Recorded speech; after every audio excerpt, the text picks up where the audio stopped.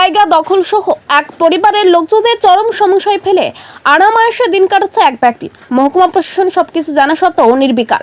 জানা গেছে, বিশালগড় মহকুমার অন্তর্গত বিশ্রামগঞ্জ উচ্চতর মাধ্যমিক বিদ্যালয়ে সরকারি জায়গা দীর্ঘ অনেক বছর ধরে জোরপূর্বক দখল করে রেখেছে সুব্রত সেন নামে এক ব্যক্তি।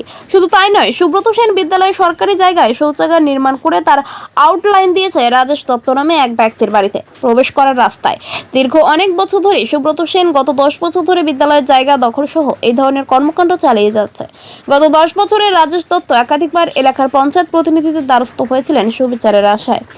বর্তমান সরকার ক্ষমতায় আসার পরেও একাধিকবার পঞ্চায়েত প্রতিনিধিদের কাছে বিচার প্রার্থী হয়েছিলেন, কিন্তু বিশ্রামগঞ্জ এলাকার শাসক দল নামধারী দুই নেতার জন্য রাজেশ দত্ত সঠিক বিচার পাচ্ছেন না বলে অভিযোগ। আর অভিযোগ, শাসক দল নামধারী দুই নেতার সাথে গভীর সম্পর্ক রয়েছে সুব্রত সেনের, যার ফলে সুব্রত সেনের মাথায় শাসক দল নামধারী দুই নেতার আশীর্বাদ থাকায় রাজেশ দত্ত তাদের এই সমস্যার কোনো বিচার পাচ্ছেন না।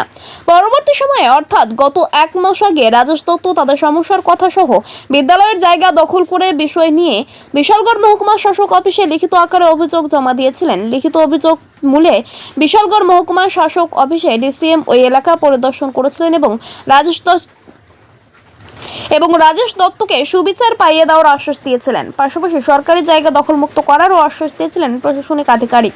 কিন্তু আজ 1 মাস হয়ে গেলেও প্রশাসনের দ্বারস্থ হওয়ার পরেও কোনো সুবিচার মিলছে না রাজেশ দত্তের। পাশাপাশি সরকারি জায়গা দখলমুক্ত করা হলো না। আর এই অবস্থায় অবশেষে বুধবার সন্ধ্যায় রাজেশ দত্ত সংবাদ মাধ্যমের দ্বারস্থ হয়ে তাদের সমস্যার কথা তুলে ধরেন। পাশাপাশি বিদ্যালয়ে সরকারি জায়গা দখল নিয়েও সুব্রত সেনের বিরুদ্ধে অভিযোগ করেছেন। এদিন রাজেশ দত্ত সংবাদ মাধ্যমের দ্বারস্থ হয়ে মহকুমা প্রশাসনের কাছে সুবিচার প্রার্থনা সহ বিদ্যালয়ের সরকারি জায়গা দখলমুক্ত করার অনুরোধ জানিয়েছেন। তারা জায়গা রাস্তা দিতেছে না, রাস্তা কতবার আমরা যদি রাস্তা দেওয়া, কিন্তু রাস্তা দেয় না ঠিক মতো করে।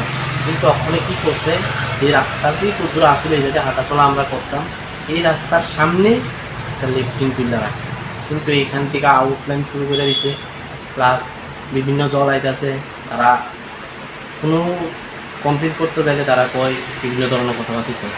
কিন্তু আমরা গেছিলাম প্রধানের কাছে, প্রধানও আসবো কইরা প্রায় আমার কেউ আইন এসডিএম স্যারের কাছে গেলাম।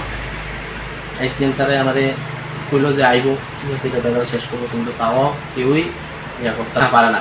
কিন্তু আমার তো প্রচণ্ড অসুবিধা হইতেছে, আমি একটা পূজার খরচ নিয়ে বাড়িতে যেতে পারতাম না, প্লাস একটা কিছু নিয়ে বাড়িতে যাই না, স্নান করতে হইব, কিন্তু এইটা তো মানতে নারাজ। মেম্বার থেকে শুরু করে আমি সবাই জানাইছি, কেউ আইতেছে না বিচার করতে। তোমার নাম? আমার নাম রাজেশ দত্ত। আমার বাবা